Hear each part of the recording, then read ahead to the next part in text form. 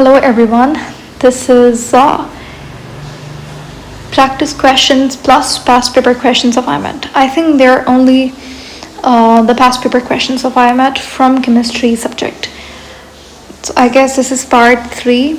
If you haven't checked out my previous 2 videos, you can go watch those as well. Okay, let's start. We have question 1 on your screen which says which type of bond is present in NaCl. Sodium chloride में कौन सा bond मौजूद होता है? Simple सी बात है, sodium के ऊपर पॉजिटिव चार्ज होता है, क्लोरीन पे नेगेटिव चार्ज होता है. पॉजिटिव यानी कि इसे हम कैटायन कहेंगे, नेगेटिव ये एनायन कहलाएगा. जब भी सोडियम क्या है, मेटल है, और क्लोरीन क्या है, नॉन मेटल है. जब भी मेटल और नॉन मेटल बॉन्ड बनाएंगे तो वो आयोनिक बॉन्ड होगा, ठीक है. और अगर non metal plus non metal, जैसे कि एग्जाम्पल आप ले सकते हो हाइड्रोजन प्लस Cl यानी कि क्लोरीन, दोनों गैसेज हैं, दोनों नॉन मेटल है, तो इसके दरमियान में बॉन्डिंग कौन सी होगी? कोवलेंट बॉन्ड होगा, ठीक है. फिर अगर उसमें इलेक्ट्रोनेगेटिविटी का डिफरेंस आई गेस 0.4 से ज़्यादा है तो वो पोलर है, उससे कम है तो वो नॉन पोलर कोवलेंट होता है. मेटालिक बॉन्ड क्या होता है? जब metal plus non metal bond बनाता है. हाइड्रोजन बॉन्डिंग एक तरीके की इंटर मॉलिक्यूलर बॉन्डिंग होती है, यानी कि मॉलिक्यूल के दरमियान में जो बॉन्ड होगी वो हाइड्रोजन बॉन्ड होगी. जैसे अगर मेरे पास H2O है, इसके अंदर यानी कि इसका इंट्रा मॉलिक्यूलर फोर्स क्या होगी? कोवलेंट. लेकिन दो हाइड्रोजन के मॉलिक्यूल्स के दरमियान में जो बॉन्ड है वो इंटर मॉलिक्यूलर फोर्स, वन डर वाल फोर्स कहलाती है. स्पेसिफिकली यहाँ पे कौन सी है? हाइड्रोजन बॉन्ड है. तो hydrogen bond is one of the types of one डर वाल फोर्सेस. जब हाइड्रोजन किसी भी फोन एलिमेंट के साथ बॉन्ड बनाता है, फोन यानी कि फ्लोरीन, ऑक्सीजन और nitrogen. What is the pH of a 0.01 m जो है वो मोलैरिटी को शो करता है, ठीक है. और मोलैरिटी कंसंट्रेशन का एक तरीका होता है, सॉर्ट ऑफ अ यूनिट है कंसंट्रेशन का, ठीक है. कंसंट्रेशन को आप जनरली डिनोट कर रहे होते हैं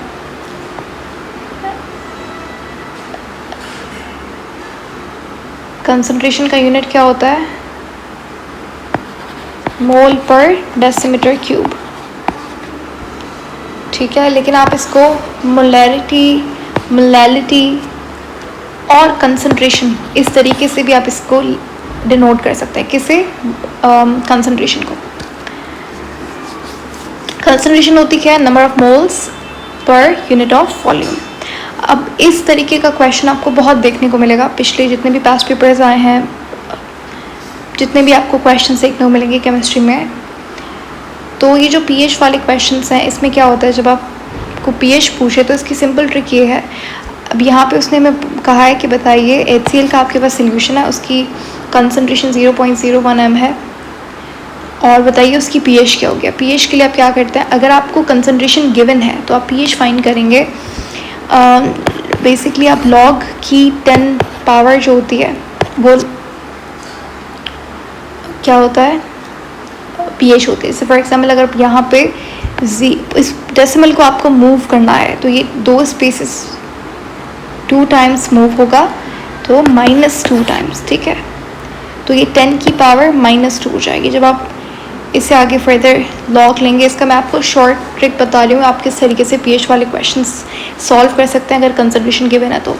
आप पॉइंट को मूव करेंगे, जितने टाइम आप पॉइंट को मूव करेंगे वो 10 की पावर में चला जाएगा. उसका जब आप लॉग लेंगे, ये सब आपको करने की ज़रूरत नहीं है. आप जस्ट जितने टाइम्स आप मूव करेंगे वही उसकी पीएच होगी. तो 2 यहाँ पे था, तो इस वजह से 10 पावर 2, तो 2 जो है वो इसकी पीएच हुई, ठीक है. सिंपल, कुछ नहीं करना, सिर्फ जो पीएच गिवन है इस तरीके से आप उसे फाइंड करेंगे. अच्छा, लेकिन जो पीएच को एक्चुअल में फाइंड करने का तरीका होता है, pH is equal to minus का लॉग जो हाइड्रोजन आयन की कंसंट्रेशन होती है, उससे ये फार्मूला होता है पीएच को फाइंड करने का, ठीक है. और अगर आपको OH आयंस की कंसंट्रेशन गिवन है तो इस तरीके से आप फाइंड कर सकते हैं, ठीक है. Which molecule has hydrogen bonding? इनमें से हाइड्रोजन बॉन्ड किसके पास होगा? हाइड्रोजन बॉन्ड बनता है जब हाइड्रोजन किसी भी फोन एलिमेंट के साथ बॉन्ड बनाता है, यानी कि फ्लोरीन, ऑक्सीजन और नाइट्रोजन. तो अमोनिया में हाइड्रोजन बॉन्ड होगा, ठीक है, क्योंकि हाइड्रोजन जो है वो नाइट्रोजन के साथ है। What is the shape of molecule of methane? ये मैंने last part 2 of IMAT chemistry series में भी एक्सप्लेन किया था कि आपको ये ज्योमेट्री क्लियर होनी चाहिए। देखें, आपके पास यहाँ पे कार्बन बीच में है और हाइड्रोजन जो है वो इस तरीके से बॉन्डेड है कार्बन के साथ, ठीक है। अब यहाँ पे 4 सिग्मा बॉन्ड आपको दिख रहा है, 1 2 3 4। इसकी शेप कैसी है? टेट्राहेड्रल है, ठीक है। लीनियर शेप कब होती है? जैसे फॉर एग्जांपल ये मेरे पास लीनियर शेप है, एंगल 180 होगा। ट्रायंगल प्लेनर क्या होता है? जैसे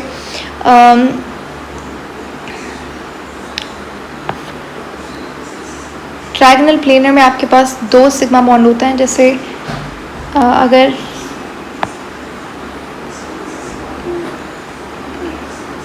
ट्रायंगल प्लेनर का अगर मैं एग्जांपल दूँ, एक सेकेंड। अच्छा, वैसे बेंड को हम लोग वी शेप भी कहते हैं, इसे हम एंगुलर शेप भी कहते हैं, जैसे अमोनिया की जो शेप होती है, या फिर हाइड्रोजन की जो शेप है ये वी शेप है, या बेंड शेप या एंगुलर शेप है। अमोनिया और H2O ये दोनों क्या है? बेंड शेप में आता है। ऑक्टाहेड्रल आपके पास ये भी ज्योमेट्री होती है, लेकिन ये 4 आपको बेसिक याद होने चाहिए, इसके एग्जाम्पल्स भी आपको याद होने चाहिए। ट्रायंगल प्लेनर के अंदर आपके पास जब कार्बन में पाई बॉन्ड आते हैं, यानी कि इथीन में आपके पास ट्रायंगल प्लेनर शेप होगी, ठीक है।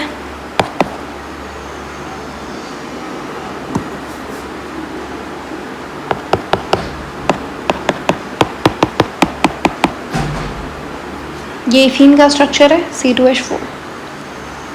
इसमें ट्रायंगल प्लेनर शेप होगी इसकी। How many moles of NaCl are present in 500 ml of 1 m? अब ये जो m है यहाँ पे, ये किससे शो कर रहा है? कंसनट्रेशन ऑफ NaCl को। आपको फाइंड क्या करना है? नंबर ऑफ मोल्स फाइंड करना है। आपको गिवन क्या है? आपको गिवन है वॉल्यूम। वॉल्यूम कितना है? 500 ml। अब आप जब इसे लीटर में कन्वर्ट करेंगे तो ये कितना हो जाएगा? हाफ लीटर, क्योंकि 1 लीटर 1000 ml के बराबर होता है।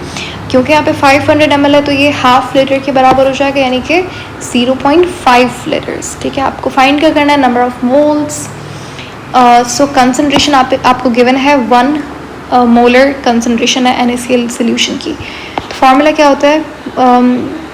मोलैरिटी, या फिर आप कह सकते हैं concentration is equal to number of moles divided by volume, ठीक है। मोल्स कितने गिवन है ये फाइंड करना है। कंसनट्रेशन मेरे पास 1 है, तो 1 is equal to x upon volume कितना है? 0.5। तो 0.5 यहाँ पे डिवाइड हो रहा है, यहाँ जाके मल्टीप्लाई हो जाएगा, एंड ये आ गए हमारे पास नंबर ऑफ मोल्स 0.5 मोल्स, ठीक है।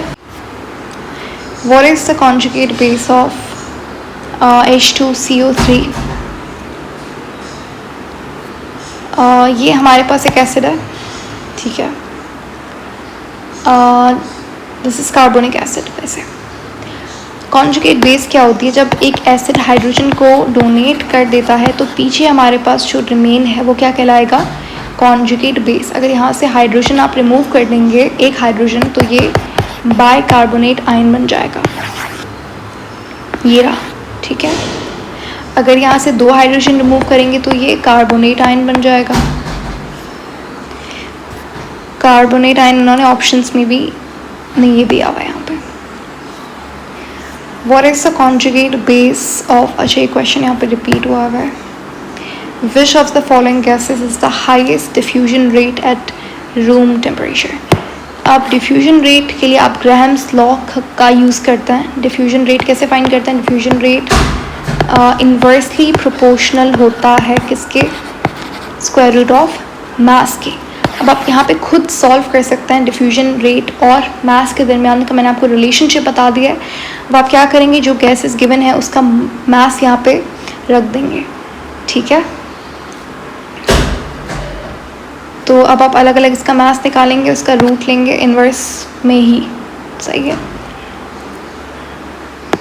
फिर देखें कि हाईएस्ट डिफ्यूजन रेट किसका है।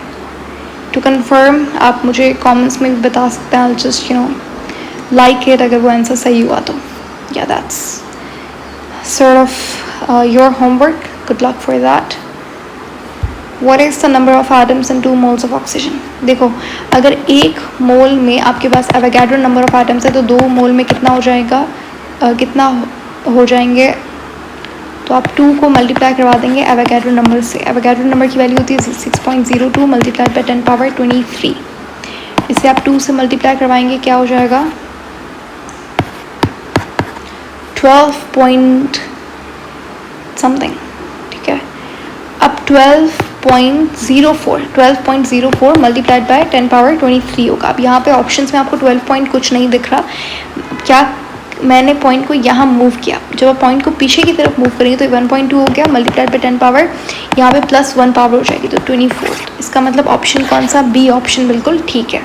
वैसे अगर ये होता तो आप ऑप्शंस में ये स्टिक कर देते, लेकिन उन्होंने जस्ट थोड़ा सा घुमा के दिया हुआ है, बाकी एक ही बात है। Which statement about catalyst is correct. Catalyst क्या होता है, जो आपको एक्टिवेशन एनर्जी को कम करें, रिएक्शन की स्पीड को बढ़ाएं और रिएक्शन में खुद पार्टिसिपेट नहीं करते, कंज्यूम नहीं होते रिएक्शन में, ठीक है। इंक्रीज़ करते हैं इक्विलिब्रियम कांस्टेंट को। इक्विलिब्रियम कांस्टेंट यानी कि के की बात हो रही है, के सिर्फ टेम्परेचर पे डिपेंड करता है, तो ये स्टेटमेंट गलत है, वो कैटलिस्ट पे डिपेंड ही नहीं करता। रिएक्शन में कंज्यूम नहीं होते। ऑल्टरनेटिव पाथवे देते हैं हायर एक्टिवेशन एनर्जी के साथ, नहीं लोअर एक्टिवेशन एनर्जी के साथ, ठीक है। स्लो डाउन करते हैं रिएक्शन को, नहीं बल्कि फास्टन अप करते हैं। तो increase the rate of reaction, बिल्कुल ठीक बात है, कंज्यूम हुए बगैर। Which of the solutions has the highest conductivity. इन सब में से कंडक्टिविटी किसकी ज़्यादा होगी, जिसके अंदर चार्जेस ज़्यादा होंगे। जितना पोलर एक चीज़ होगी, जितने आयन्स होंगे, उतना ही वो आयोनाइज होगा और कंडक्टिविटी बढ़ेगी। अब प्योर वाटर कभी भी कंडक्टिविटी नहीं रखता, क्योंकि उसमें आयन्स नहीं है जो कि इलेक्ट्रिसिटी को कंडक्ट कर सके। ग्लूकोज सोल्यूशन आपके पास ये एक पोलर कंपाउंड नहीं है, ये ऑर्गेनिक कंपाउंड है, तो उसकी कंडक्टिविटी इतनी ज़्यादा नहीं होगी। अगर NaCl सोल्यूशन है तो ये अपने आयन्स में आयोनाइज हो जाएगा, Na पॉजिटिव Cl नेगेटिव, तो it will have the highest conductivity, ठीक है। डिस्टिल वाटर का मतलब भी प्योर वाटर होता है, जिसकी कंसनट्रेशन प्योर 7 होती है, बल्कि ये पानी हम खुद पी भी नहीं सकते, क्योंकि हम जो पानी लेते हैं उसके अंदर कुछ इलेक्ट्रोलाइट्स होने चाहिए। हमारी बॉडी में भी थोड़ा बहुत पोटेंशियल डिफरेंस होता है, ठीक है, हमारी बॉडी सर्फेस पे, तो इस वजह से हम डिस्टिल्ड वाटर कंज्यूम नहीं कर सकते। Which of the following species is planar. Planar यानी कि ट्राइगनल प्लेनर की बात की गई है, मतलब उसकी ज्योमेट्री क्या होगी, ट्राइगनल प्लेनर होगी। अभी हमने ये क्वेश्चन थोड़ी देर पहले किया था, तो ये इथीन जो है, जितना भी आपके पास डबल बॉन्ड रखने वाला कार्बन विथ डबल बॉन्ड होगा, पाई बॉन्ड, तो उसमें प्लेनर ज्योमेट्री होगी। तो C2H4 ये इथीन का फॉर्मूला है और इसमें ट्राइगनल प्लेनर ज्योमेट्री होगी। Which statement about exothermic reaction is correct. Exothermic reaction कौन सा होता है, जो कि हीट को ऑमिट करेगा, रिलीज करेगा, एब्जॉर्ब नहीं करेगा हीट को, ठीक है। एब्जॉर्ब एंडोथर्मिक वाला करता है। Product with higher energy than reactant, जो प्रोडक्ट की एनर्जी है वो रिएक्टेंट से ज़्यादा होती है, तो रिएक्टेंट की एनर्जी ज़्यादा होती है। एनर्जी को क्या करता है, रिलीज़ करता है, ये बिल्कुल सही बात है। स्पॉन्टेनियसली अकर होता है, कैन नॉट अकर, ये गलत लिखा हुआ है इन्होंने, ठीक है। एंट्रोपी को क्या करेगा, इंक्रीज करेगा। तो सही स्टेटमेंट कौन सी है, सी। एक्सोथर्मिक में हीट क्या होगी, रिलीज होगी एनवायरनमेंट में, ठीक है। और प्रोडक्ट की जो हीट होती है वो कम होती है, उसकी एनर्जी कम होती है, क्योंकि वो रिलीज हो जाती है एनवायरनमेंट में। Okay, I guess